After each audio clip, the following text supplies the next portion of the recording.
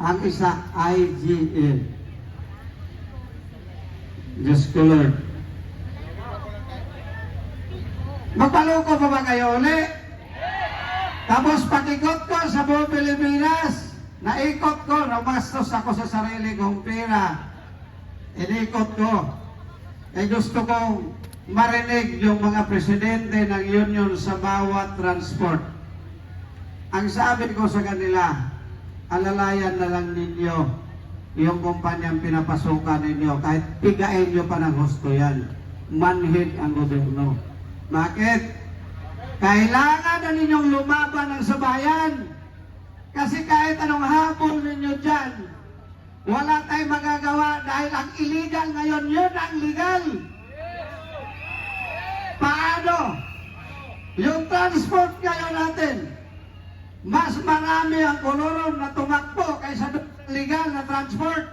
Paano kikita yung mga legal? Paano may bigay ang tamang benepisyo? Di ba? Wala. Lulubog ang legal.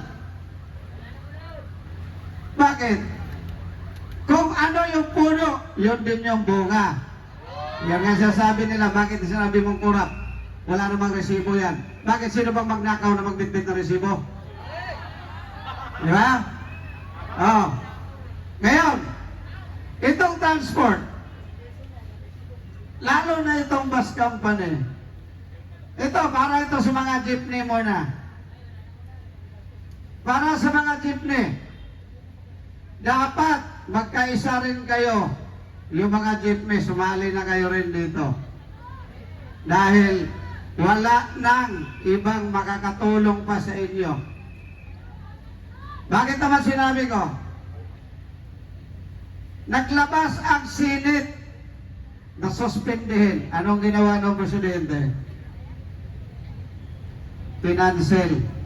Wala siyang pakialam. Ang dami niyang papatayin, wala naman siyang ibibigay trabaho. Sa transport sector ngayon, kami, mga bus driver ang konduktor, sa isang buwan, makakabiyahe ka lang minsan 2 beses. Dahil magpalit-palitan, paano mo bubuhayin yung pamilya mo? Tapos ngayon, bibirahin ka doon sa tinaas na ang minimum wage. Hindi ba nasiraan ng ulo yan?